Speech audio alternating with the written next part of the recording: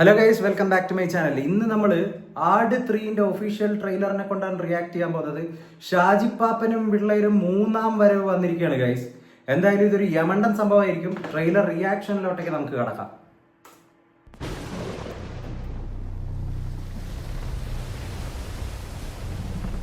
കപ്പലൊക്കെയാണല്ലോ കാണിക്കുന്നത്. ഏതോ ഒരു ലോകത്ത് നിന്നാ ഇത് വന്നിട്ടുള്ളത്. അങ്ങനെയാ കാർന്നോമാരും ഞങ്ങളോട് പറഞ്ഞു തന്നിട്ടുള്ളത്. എന്റെ മോനെ, എന്തോ അജ്ഞാതമായ ശക്തി ഇതിനുണ്ടത്രേ.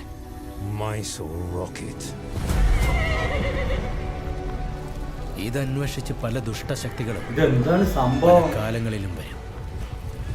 ഇതിനു വേണ്ടി യുദ്ധങ്ങൾ വരെ.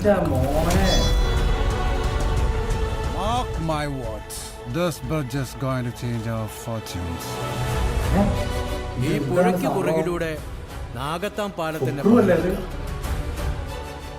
നമുക്ക് ഓരോരുത്തരെയായി ഈ മുക്കാലിയിൽ കയറി നിന്ന് അമ്പ ഇത് കൊല്ലാം.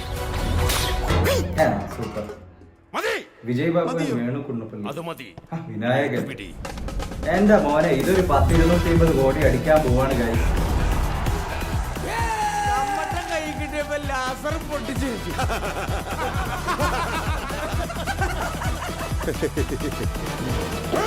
പാലം പൊളിച്ചിട്ടാണോ നീ കാശുകാരനാകുന്നത്?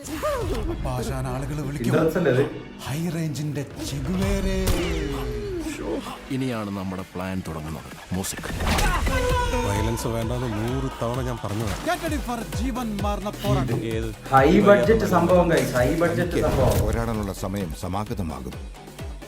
പടനായക എന്താണോ വരുന്നത്? ഒട്ടി നിൽക്കാതെ രണ്ടടി മാറി നിന്ന് കൗണ്ട് അവൻ കേൾക്കടാ.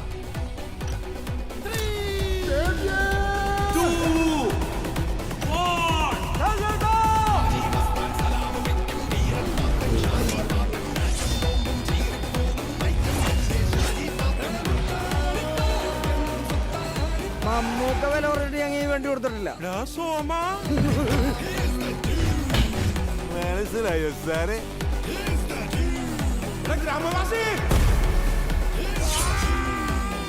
BGM guys, BGM. സണ്ണി വേണ്ടി.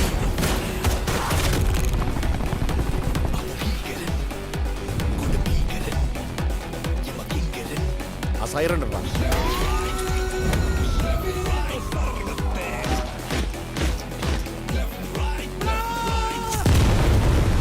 പൊട്ടിത്തെറിക്കോ ഗൈസ്, പൊട്ടിത്തെറിക്കോ. ബാക്കിൽ ബാങ്കോക്കും മുന്നിൽ മയാമിയുമാണ്. Come to daddy. നമ്മുടെ ടോക്സിക്കിനെ ഒന്ന് കളിയാക്കിയിട്ടുണ്ട്.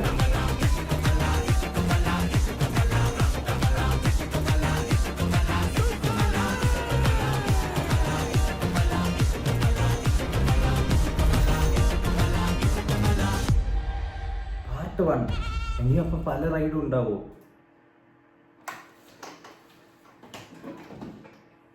അപ്പം ഗൈസ്, ട്രെയിലർ ഞാൻ കണ്ടിട്ടുണ്ട്. ഇമാതിരി ബ്രഹ്മാണ്ഡ സംഭവമാണ് അതിൻ്റെ ഉള്ളിൽ ഒളിച്ചു വെച്ചിരിക്കുന്നതെന്ന് നമ്മൾക്ക് ആരും അറിഞ്ഞിട്ടില്ല. അതായത് ഇതൊരു പക്ക ഹൈ ബഡ്ജറ്റ് സംഭവം. ഇത്രയും കാലം ചെറിയ രീതിയിൽ വന്നിരിക്കുന്ന ഒരു സിനിമയാണ്. 2 സിനിമയും തിയേറ്ററിൽ പരാജയമായിരുന്നു. അതിനുശേഷം നമുക്കറിയാം OTTയിലും TV-യിലും വന്നതിന് ശേഷം സ്കൈ റോക്കറ്റ് പോലെ അഭിപ്രായം കേട്ടൊരു സിനിമയാണ് ആട് 3. എന്തായാലും ഇത് വൻ പ്രോമിസിങ് ആയിട്ടുണ്ട് സംഭവം.